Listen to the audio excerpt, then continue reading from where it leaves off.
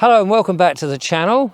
Today I'm out on an investigation to find out, well, to talk to as many of the wonderful and exciting potential guests who may be appearing on the show, who happen to have gathered just by, well, organically really, here at the Shine Seminars, somewhere in South Gloucestershire, which is taking part in the early part of August. I'm going to talk to Eli Everyman, who is the organiser of this wonderful event. Hello, Eli. Hi, Richard. Lovely to see you. Fantastic. Thank you so much for inviting me to this amazing event that you've been organising for some time, haven't you? You've done a few of these. Yeah.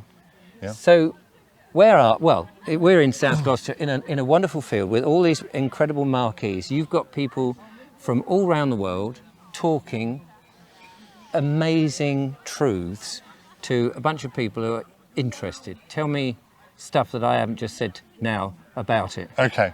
So we're in the Forest of Dean. We're actually in Westbury-on-Severn, and we're on a site that has got 3 main tents, 3 lots of speakers, and we have, at the moment, Laura Eisenhower speaking. Laura Eisenhower, great granddaughter of Dwight Eisenhower. Yeah. And she's talking about global alchemy. Wow. So that's one for your show, I think, Richard. I will try and grab hold of her a bit later. Absolutely. Today we've had the lovely Clive de Carl, who I think you've had on your show. Yes, Clive. Yeah. We've had Juliette's not spoken today, but Juliette Bryant is just inside there with her CBD hot chocolates. Oh. And I highly encourage you to partake in the hot chocolates. I think Julia, who I should say is holding the camera and being a stalwart, loves hot chocolate, and we will go and sample it. Yeah. So one of the 3 main pillars of the Shine Seminars is nutrition. Right. And that includes organic food. Yeah. And actually, if you want to eat meat, have grass-fed meat, and keep it biodiverse if you can, biodynamic if you can, yeah, so vegetables are all organic. I'm very, very proud, I will say, that we've managed to get all the vegetables to be organic here. I was told I couldn't do it. And are they local? Not only are they local, but they were in the ground yesterday morning. Wow. So within 48 hours, we've managed to feed 165 people. Well, we came for lunch and it was delicious. Yeah, thank you. That was Faith. I have to say, Faith Hamilton, amazing chef. So all the vegetables have come within 80 miles, but only because I live in Bristol. We had a local project just down the road from us, who produced a whole load of vegetables from us. We got some from Crops Not Shops, which I do have to talk about. Crops Not Shops, we met the lovely Shay. Yeah. Shay, yeah. And they donated 60 kilograms of food on the back of me buying a load of food. So it's energetic exchange. I paid a whole bunch of money for my organic vegetables from Crops Not Shops, and they've gone away and given 60 kilos to their local charities. So, to move away from the food aspect, what is the point of this 3-day seminar of wonderful speakers? Would you say? It's building community. Yeah, obviously you know about Hope Sussex. Yeah. There's One Mind Can. Eleanor was here in Petersfield today. Yeah. Different people are doing projects, getting people together, being with like-minded people. Lots of people are isolated. Lots of people don't really know what's happening. They think there's something going on. They're not quite sure. But when I started the Shine Seminars, I really wanted to say to people, hey, there are people who've got the same ideas as you. You're not isolated. Come and be with us for the day. Experience what we're all about. And if you like it, stay, and if you don't, then we'll part company. So it's just offering a little taster of different ways of life. We don't subscribe to some of the narrative that's happening at the moment, and we're just trying to concentrate on the positive. We're really solution based. There's lots to do with health here. We've got a lot of speakers talking about health. We've got Daniel Thompson-Mills talking about bioterrain and stuff, and it's sovereignty, empowerment. Knowing yourself, being the best person you can, the best version of you can. So I'm going to try and talk to as many of your speakers as I can possibly fit in whilst we're here. But of course, from the audience perspective, it's happened. By the time I get home and edit this and put it out on the channel, it's all gone, it's all over, and they've missed it. Can they get, I noticed there's some cameras filming some of the seminars, are they available? Yeah, it's the Shine Seminars YouTube channel. We do put a lot of our videos up there. The main stage here they'll all be packaged up and edited, and they'll be on the YouTube channel. Unfortunately, we haven't got 3 sets of cameramen and kit, but we have got lots of videos on our channel now, and we do try and, we have streamed before. We can stream, but the reception in the field is not good enough. And if you can't make it to this, well, obviously, if you have not made it to this one, you're doing more of these events. Yeah, I'm partnering up with Lisa Raven, who's here with Raven Soul Academy. We're doing the Thrive Symposium on the, I think it's the, don't quote me on this yet, I think it's the 8th and 9th of October in Glastonbury, and there's going to be some incredible work there done. The Earth School from Poole are coming up. And we've got some nutrition people, we've got some sounding people, we've got some healing people. That's a Thursday and Friday in Glastonbury. We've also got an event coming on the 9th of September, but I'm not sure what that's going to be, because these events, this one didn't. This took about 6 months to organise, but they can come together very quickly. They're usually about 55 people, 65 people, and it tends to be healing, spiritual practice, so meditation, sound baths, which I would class as spiritual practice as well, gong baths, and sound baths. You said, yeah, not sand baths. Sand baths sounds good. That's on the beach, right? Yeah. No, sound baths. So have you had a sound bath? A sound bath? No. Yeah. Okay. Well, there is a sound bath here happening. Oh no, yes, there is on Sunday night here. Tanya's going to do one. Oh. A sound bath is to do with healing frequencies. Yes. And it's kind of like been a lost technology, really. But a lot of people in the parallel community do use it as a modality, and it's really easy because you lie on the floor, and people either sound or they use chimes. When you say they sound, what does that mean? They sing, so they could be sing. chanting. Right. We've got Tim Chalice here who does kirtan chanting, and once you get into that beautiful rhythm of chanting, it's actually conscious breathing.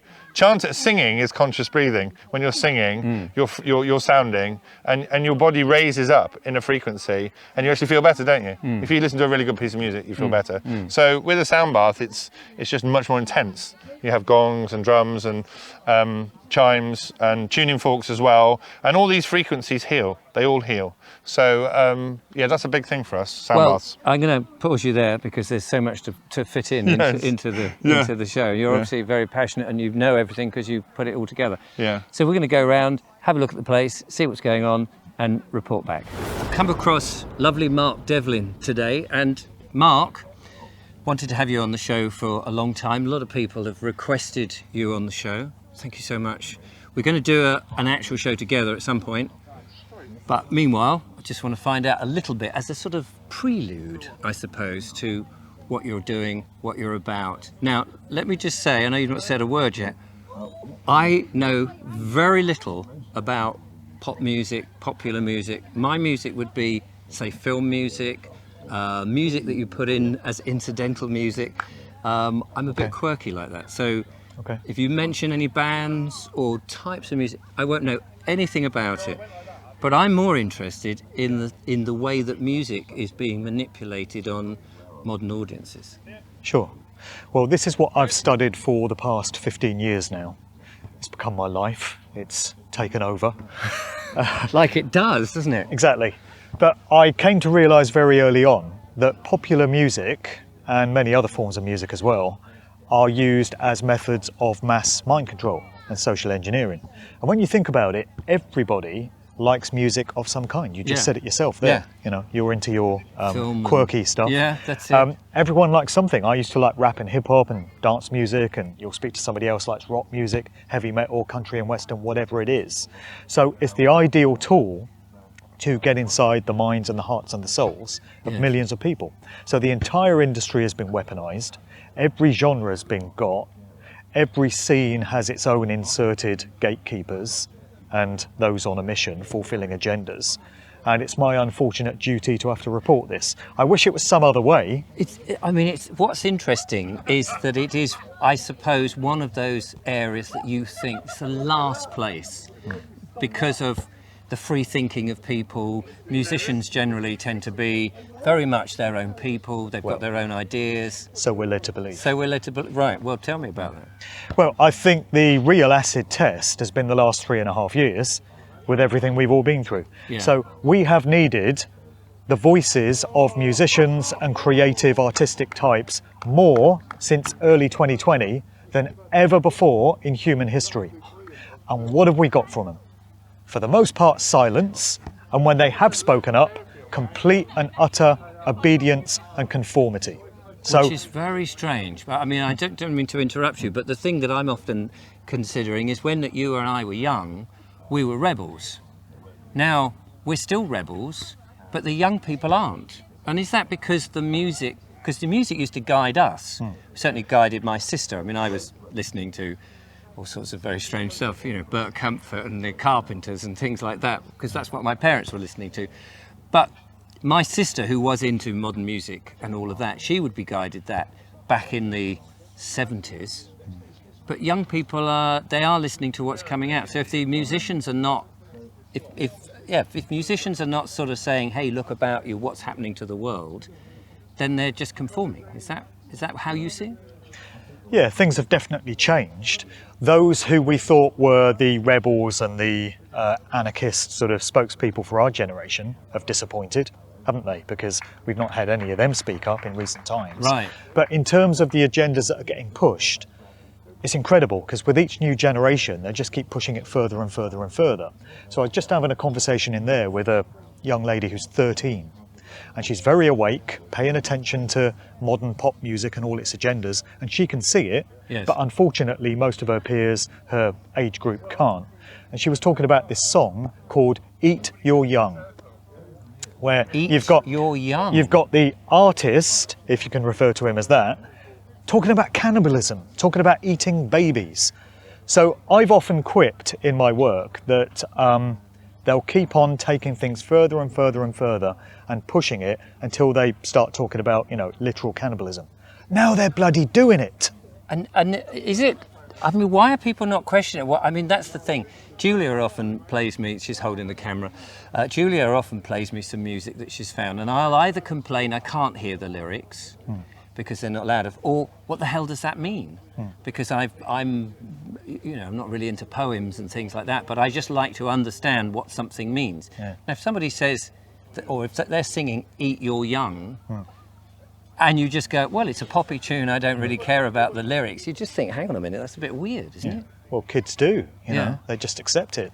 I was making the point that when Eminem first came out, late 90s, I remember it well. I remember my kids were into it. Yeah, when Eminem first emerged, people were shocked because he was talking about murder, he was talking about cutting his baby mother's throat and taking his daughter out to dump the body in a lake and stuff like this. And rightfully, people were like, oh my God, this is outrageous. Right. But what that was doing was laying the foundations for what was known to be coming, where they were going to take it even further and further and further to the point of this stuff now. So when you first hear Eminem, it's shocking. Yes. But once you've heard him a few times, you're like, oh, Eminem, what is he like? Always talking about murder and mayhem and stuff like that. And you get used to it. It's normalised. So Eminem is doing that. Why? Is he controlled to do that? Is he being brought up the chain? Yeah. Is that what's happening in the industry? That's what it would be, yeah. There are two main ways into the music industry. You're either born into one of the correct bloodline families. Right. So that's your destiny. It's mapped out for you before you're born. It's decided. You're going to be a rock star. You're going to be a Hollywood actor. You're going to be a television presenter, whatever it is. That's your allotted role. And your job is to push agendas through becoming famous and prominent. Right. Then there's a facility for those who aren't born into those families, but they've shown themselves to be so hungry for the fame and the fortune and the wealth that they're prepared to do whatever it takes to get there. Right. And if they give these people an agenda and say you're pushing drugs, murder, cannibalism, whatever it is, there are people that are prepared to do that. They want the fame that badly. Yeah. And they're so devoid of morals. Feeding into their ego and presumably greed. Money and all of that. Yeah. So they've just been bought. So kids out there now, not that many kids will be watching this unfortunately, but those people who are striving to be musicians and doing all that, really you're saying that to get to that level where you're actually influencing people, there's no hope. I'm saying that. It's a blanket statement. When you get to that level, when you've become a household name and everyone's heard of you, you are pushing agendas. your soul is no longer your own. So best advice for any musicians is, by all means, try and make it big. By all means, take it as far as you feel you can. But when you get called in to that meeting and you get invited to move a few rungs up the ladder of success, and it's spelt out to you what you need to do and you're invited to sign a contract, the best thing you can do is say, do you know what, I'm all right, thanks, and walk out the door. Because my comprehension is that they will let you do that at that stage. Right. If they make you the offer and you say it's not for me, I don't consent, they'll let you walk out. But once you've signed that contract, then it's too late. So never sign the contract. We are going to do a much more in-depth conversation coming up on the channel in due course. But Sure. Mark, where can people find out more about you and your work and where you're being as outspoken as you clearly need to be? Sure. So my main website is djmarkdevlin.com, and that's a sort of hub website. It's got links through to my video channels. I'm on BitChute, Odyssey and Rumble. Been kicked off of YouTube 3 times. So that's I'm only holding on that by my fingernails. That's still to come. Yeah. And I'm on Spreaker. My audio content is on Spreaker. But I would say head to djmarkdevlin.com. There's links to my books there as well, Links and all my upcoming events. Yeah, Mark, thank you so much. No worries, we will mate. do Cheers. a proper in-depth look at the industry and what people can do about to Indeed. And that wasn't a Masonic handshake. Was it not? That was a regular, Can we do a Masonic one? regular handshake.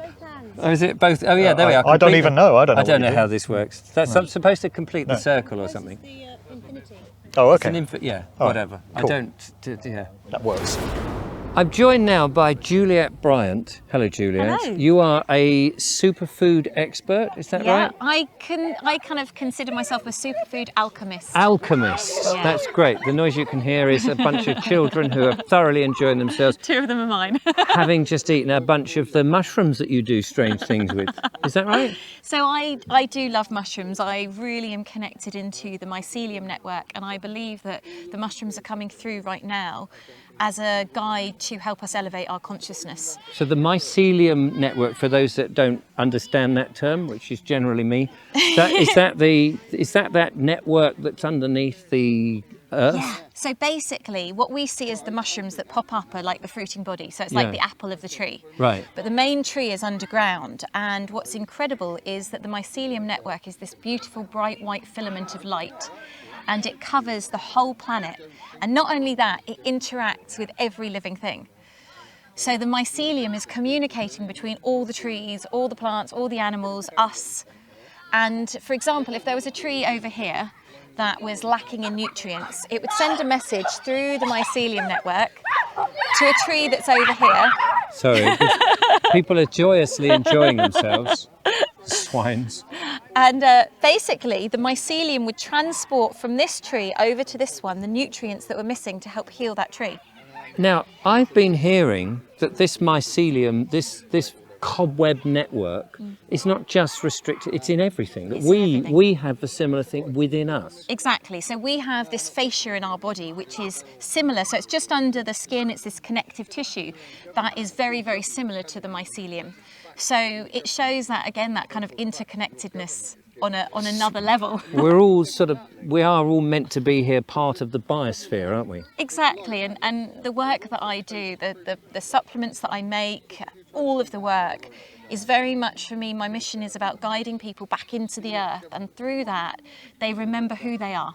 Right. Part of this amazing creation, not separate from it. Yes. But actually walking with it. And that's really weird because we've all been brought up and we've been segregated in our concrete houses and brick and plastics and all of that away from the earth, which we're part of. So just tell me again about your mushrooms, because I mean, most people sort of think going to the supermarket, picking up some mushrooms and maybe doing something with a bit of egg and bacon and mushroom and a tomato. I mean, that would be my thing. But there's more to mushrooms, and not just the magic mushrooms which send us out on a woo sort of thing. Exactly. So the mushrooms, there's so many different mushrooms. The mushrooms I mainly work with are called bracket fungus, and they're hard woody mushrooms which grow like flying saucers on trees. Seen them. Yeah.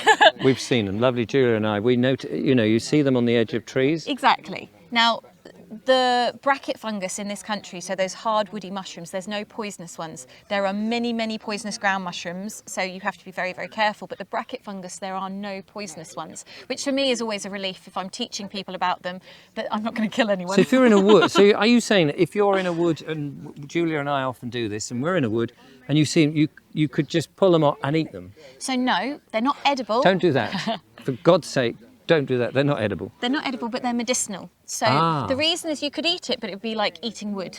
Right. It would be, you wouldn't get any nutrients from it because the nutrients have to be extracted. Oh, okay. So you have to either extract it with alcohol or with heat.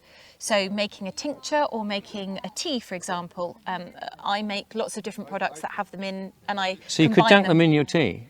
And not dunk them in your hot water? Yeah, so you need to steep them or simmer them really for half an hour to start extracting that goodness out. So the mushrooms I use have been heat and alcohol extracted because there are different components that come out in the different ways of extraction. But recently I've been working with the fly agaric mushroom, which is the red and white one. You know, is that the poisonous one? That's the poisonous one. That's the one, you know, the lovely one that you see on the children's fairy tale books. Exactly. The that you think, kind of, yeah. Fly agaric is toxic. If prepared correctly, people have taken it for many years as a psychoactive mushroom that will send you on great journeys. The shamans in Lapland would drink the reindeer pee because the reindeer would eat the fly agaric mushrooms. They would process the toxins out. They would then drink that pee and go off on great journeys. Right. Don't recommend that. I'm not telling anyone to do that. But what I found from my research is that, and it's fascinating, is that when you work with the fly agaric mushroom topically, so you're applying it onto the skin, there is no psychoactive properties within it. But what it does is it releases trauma from the fascia of the body. So it's releasing trauma from that connective tissue. So from all over. From all over.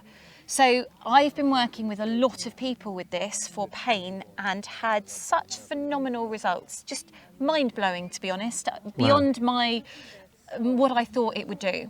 And it's combined with other herbs. So one of the things I love doing is foraging and also growing. I'm a huge grower of medicinal plants and foraging. So for me, when I'm making something, I hear the sound. So we're all made up, we're all vibrational. And everything has a different note that it's making. So when I'm creating my different remedies, what happens is I hear the sounds and I'm pulling them together. That's incredible. And it's like the song suddenly comes and it's like, that's it. Julia and I clearly are going to have to visit where are you based? So we're in Suffolk. Oh, okay. Well, funny enough, we've got a talk up in Suffolk coming up. But we're going to have to get you on the show to talk more about this, or we're going to have to come visit if we can. Yeah, can we definitely. do that? And see what you're doing, because singing mushrooms is in and of itself. And I'm not taking the psychoactive ones to hear the singing. It's just the natural sound that everything is resonating, and you know, some people feel it, that resonance in their body. It's this like is a crystal. Something that people have forgotten. Yes. It's been driven out of us by modern living, isn't it? Exactly. And you know, you read many ancient texts where people are talking about the song of the trees. And for me, that's one of the things I really want to explore as life goes on. But I've got 3 kids, so can only do so much. But explore the stories and the actual songs of each plant and each tree, not just how they're combined, but I feel like mugwort's one that I've worked with quite a lot. Mugwort is a beautiful plant of our land.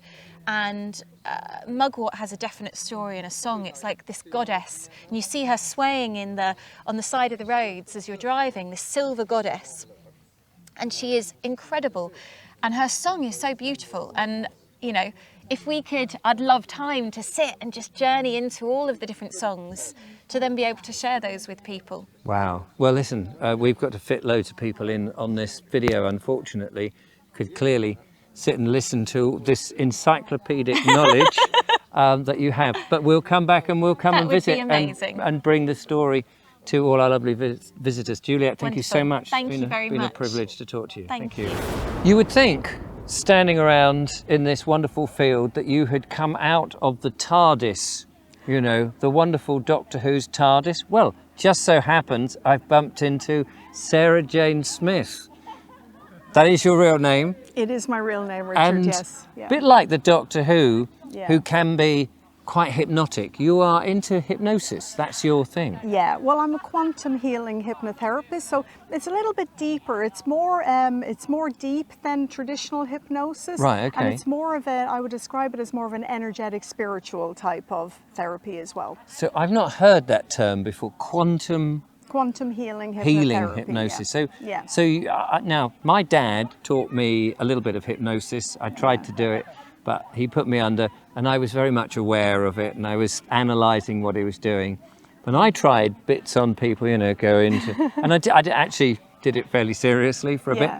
But this is something much more than that. Yes, yeah. Well, hypnosis is quite simple, basically. It's being relaxed and focused at the same time.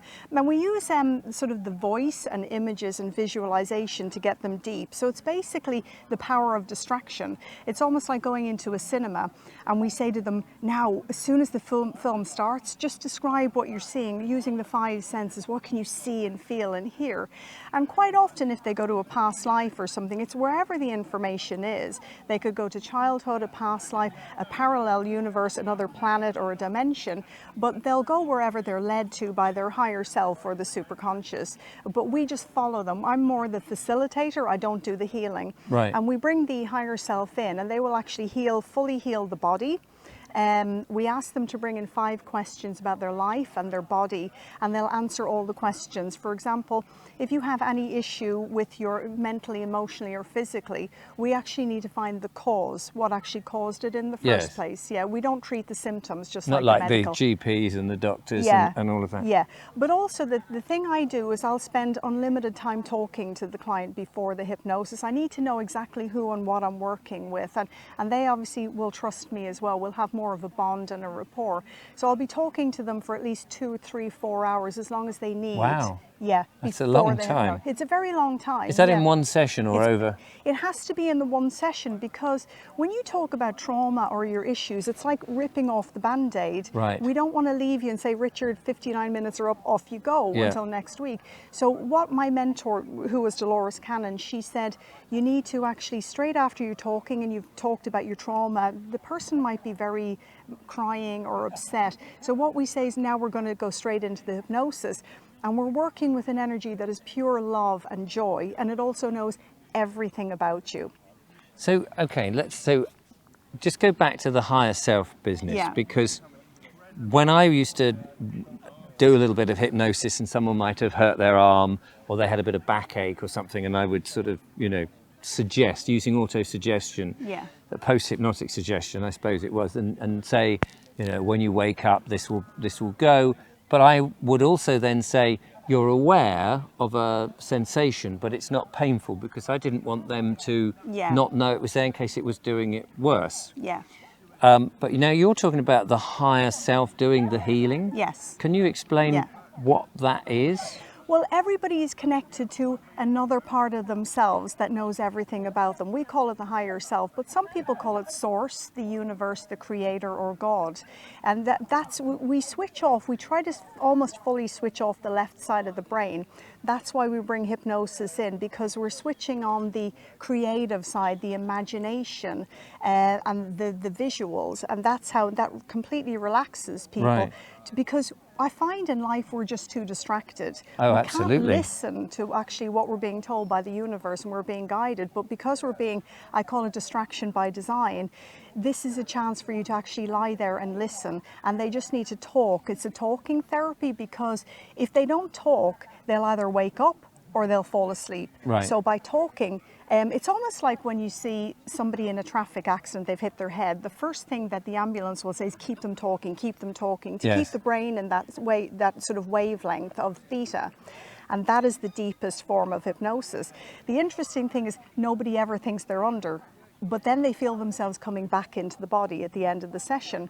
So I've had people with broken necks, I've had people with vision problems, I've had people with heart attacks, completely healed the lungs, and I've had them even regrow cartilage in the knees. My goodness. So there you go. So now we're only doing a very short interview with lots of people. It'd be great to have you on the show. Yeah. Like I've been saying to everybody else, because clearly this is a big subject. We can talk about it and share what Yeah. you're doing, because normally this sort of stuff doesn't hit the public consciousness. Yeah, for a reason, yeah. For a reason. Yeah. And we're all slowly beginning to work out what's going on. Yeah.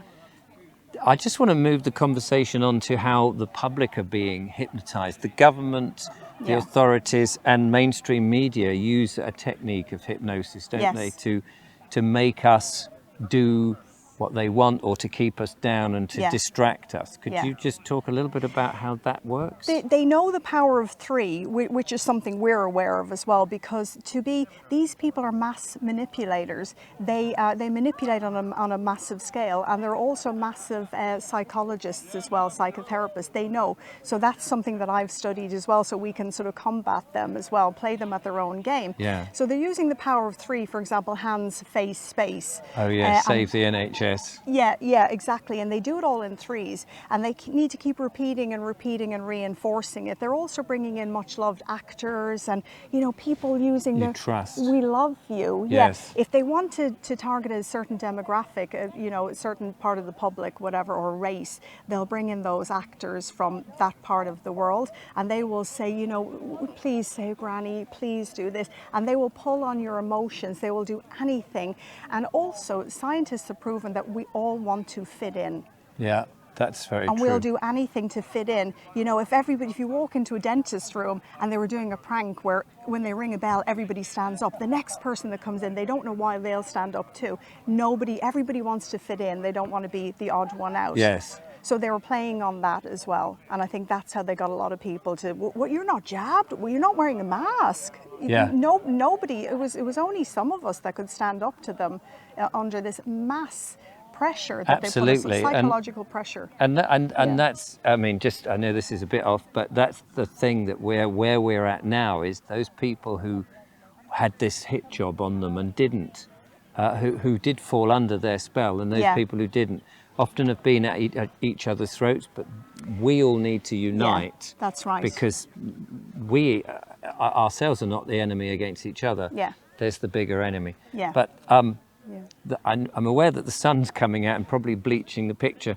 Will you come on the show, and where can people find out about you if they're interested in? Yeah, it's www.quantumhypno.co.uk. I will And put they a can- link in the description, of course. Email me anytime, whether they want a book or not, even if they're feeling they need help or suicidal, give me a call or email me. I've met up now with Glyn Prendergast as opposed to Gast, Yes, I think we've accepted that both is fine. Gast Both or is- Gast is okay. because you're from up north. I am indeed, yes. Northumberland. I'm up north, I live down south, and I'm even further north than where I was born, Richard. Well, I'm very thrilled to talk to you because you are a great pal, colleague of Harry Rhodes. We've just been listening to Harry Rhodes, who's, on one hand put the fear of God into us, but also then given us solutions, which is Indeed. what it's all about. Harry is very busy. You're his partner in crime? Something like that. Something like that. Something like that. Could you explain just a little bit about particularly about that substance that rhymes with window lean that is in the atmosphere? Graphene. Oh, that one, yes. That one.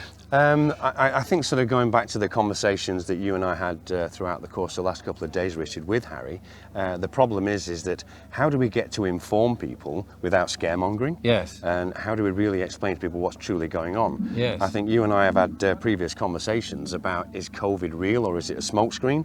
There is an element of it being real because I think we believe it's a bioweapon. The flip side of that is that what really is the content of this so-called vaccine that is causing the damage. So the majority of talks that Harry is doing and presenting to people up and down the country, of which you've been involved in a couple yourself, is that this particular substance is really nasty, isn't it? It does seem to be. And I think the link comes in. There's this question about, has this got anything to do with 5G? Well, obviously, take graphene in its individual rights. No, it hasn't. But obviously, if people were actually turning on 5G towers, of which we don't believe that they have, because most people think that 5G is related to their telephone, it is not. So we think that is part of the same weapon. So the problem with graphene itself is transparent. So even if people were taking this and looking at something and saying, well, there doesn't appear to be anything in there. Oh, right, looking at the vial, you can't see it. Indeed, but obviously we believe it is in there. Yeah. And I think one of the concerns that you and I have spoken about over the last couple of days is that how can we get information and knowledge out to people, A, without scaremongering, and B, Yes. Without other people coming down to, well, what are you doing about it? And you know what we're doing about it. We're saying to people that with all the work that Harry's done over previous years to ensure that with scientific measurement, we can actually remove sort of anything or any form of toxicity from a person's body, whether that's been anything to do with the general illness or something that's been added unwantingly and unwittingly.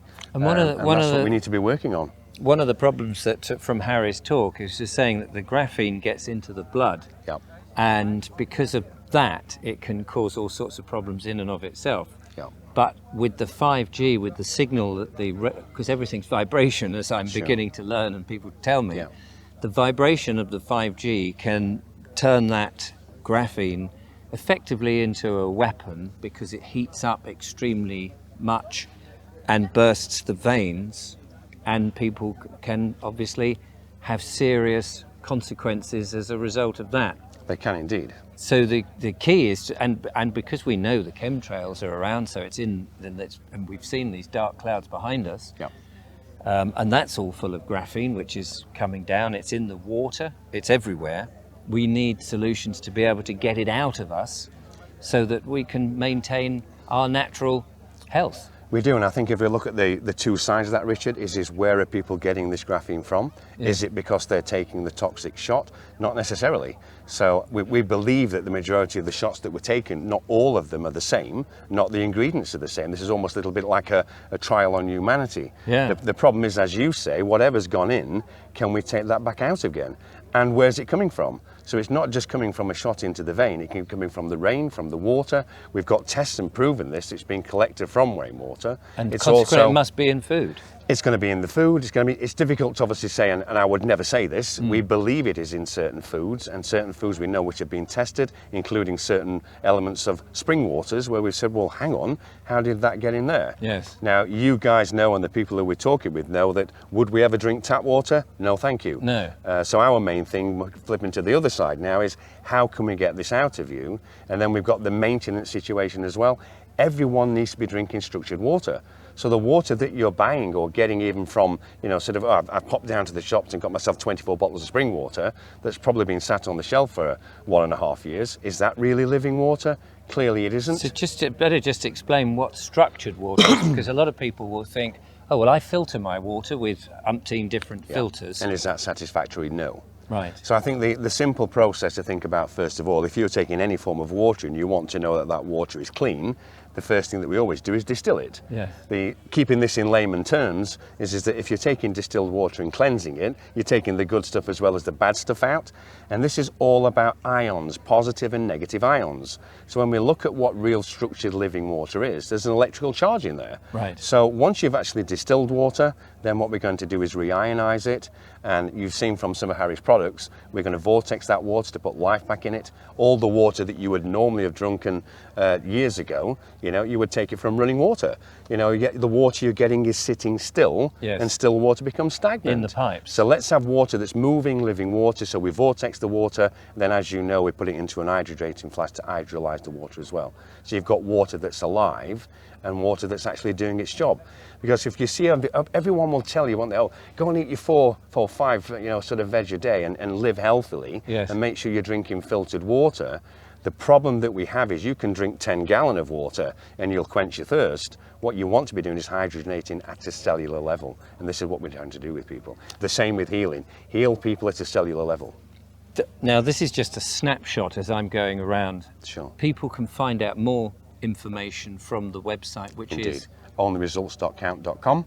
only Because only results count. onlyresultscount.com. Absolutely. Yeah. Yeah. And you're based up in Northumberland. Mm-hmm. Clearly, Julia and I needs to come up, see what you're doing, We would love find to out, have you there. and bring the audience as much Indeed. as we can, and go into greater depth. But It'd be great to have you there. yeah, no, it would be wonderful.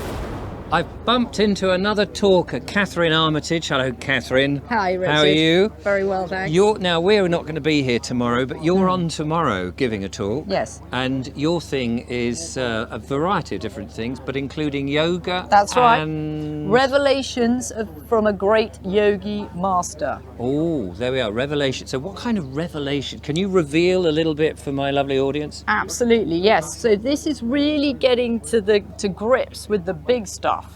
Like, what is going on? Why are we being so controlled? Who are the forces behind the scenes? Who are the forces behind the elites? So I follow a master, a yogi master, a self-realized master who could raise his kundalini, who's called George King. And he worked with space people. And he could travel between Can you just the realms. define space people? Space people, yeah. So I'm covering a lot of big subjects tomorrow. Yes. So the space people are the self-realized, ascended interplanetary masters who don't have to live in physical bodies like we do on this planet. Right. They live in their subtle bodies. They can travel wherever they want to. You probably heard, Jesus is being seen in many different parts of the world. Yes. So these beings are like that. Oh, they right. are they can divide their consciousness into multiple dimensions, but they come to the earth incarnated, in the case of my yogi master, in a physical body. So Right. they're limited by their physical body. They have higher bodies, higher beings, which are very advanced, but they can't squeeze all their consciousnus into a physical body. Right. So this is the case with masters like Buddha, Krishna, Jesus, Lao Tse, all the big masters who came to teach enormous numbers of people, like Krishna. They incarnated into a physical body because the karma of mankind is so poor that it's the only way they can come and help us. Right. Oh, They can't just land in a spaceship because we wouldn't see at them. Shine seminars. Oh no. Because our karma is not good enough for Right. them to be able to do that. We have to take the steps towards them. We have to make the effort for them to reveal themselves to us. And are people doing that? Yes, now people are getting the idea. Yes. And one of the other things which I'm going to be talking about tomorrow is how we can raise ourselves up, raise the consciousness, raise the vibration. We know how it feels to be happy and Yes. be in the good vibe like we are at the moment. Yes. The practices, Kundalini yoga, yoga breathing, movement, dancing, all those things, like for you, miming, Yes. all the things that make you feel happy, monocycles, Yes. all the things like that which make us feel good, make us feel happy, will help to raise our consciousness. And then we can act as better channels for positive energy to come through. We can pray, and then the energy and the vibration of the whole world can go up. And when it goes up enough, then the interplanetary beings will be able to come like they did in the past. There's all the signs, the Yes. Nazca lines. Yes. These were flight path lines where they used to land. There's all the pictures of the space people as they used to come. They used to come frequently, but as we know, civilizations, Lemuria, we destroyed. Atlantis, we destroyed. We've got terrible karma. We're doing a pretty bad job now. Are we reaping that karma now? We are. Yeah. We've been put under limitation. We've got things like what the Theosophists call the ring past knot, where they actually put a force field, you could say, around the Earth, which stops all the sun rays coming in, because we didn't deserve to be radiated all that beauty and joy and light from the sun. we'd sunk so low. Gosh. But we're going the opposite way now. That's the good news. Oh, well, it's good to have We're a bit of going good the news, opposite Katherine. way. I don't know if I've sounded too negative, because No, it's no. important to cover the negative as well as the positive. Yes. So you're doing your talk tomorrow. Yes. Obviously, we won't be there. I know you live in Devon. Yes. You've invited us down. That's it would right. be good at some point, and I've said this with all the speakers, it would be great to go into bigger depths. I know Yes. you've been on the show before, but it would be great to go into greater depths on location with you, maybe do some of the yoga. That's and right. some of the praying and all of that with Absolutely. you. We can take you up onto Exmoor, Holston Down, Well, that sounds Holy fun. Mountain, do some praying up there. It's an awesome place. Where can people find out more about what you do, and They can find out from our website, which is www.cranleyhousehealing.co.uk. And again, I'll put the link in the description to help you out. Katherine, good luck with tomorrow. Thank you. Thank you for giving us a little snapshot of what you're talking about. Cosmic stuff. Cosmic, yeah, deep cosmic stuff. You see, I'm learning all the time. It's such an absorbing journey. Yeah.